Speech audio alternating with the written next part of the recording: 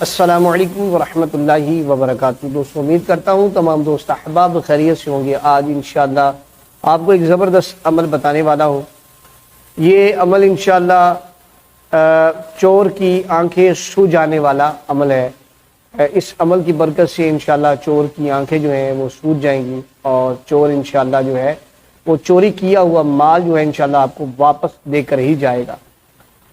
اچھا، اب اس کا طریقہ کار یہ ہے کہ جہاں سے چوری ہوئی ہے، جس جگہ سے چوری ہوئی ہے، وہاں سے آپ مٹی اٹھا لیں، اس زمین سے مٹی اٹھا لیں۔ اگر مٹی نہ ہو تو پھر وہاں پر جو ہے ایک برتن لے لیں اور برتن کا جو ہے وہاں اس میں تھوڑا پانی داخل کر کے اس جگہ پہ گرائیں اور وہی پانی جو ہے دوسرے برتن کے ساتھ وہاں سے لے لیں۔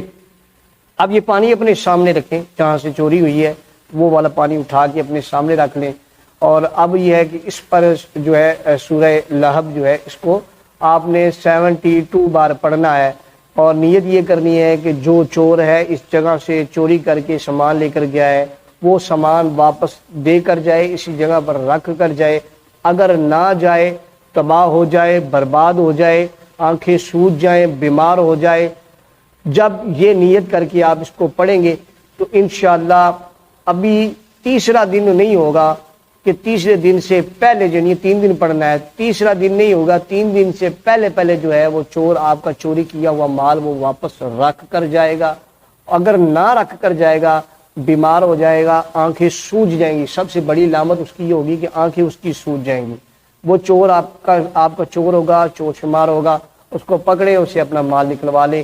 یہ ایک بہترین مجرب جو ہے یہ طریقہ ہے جو میں نے آپ کو بتایا ہے۔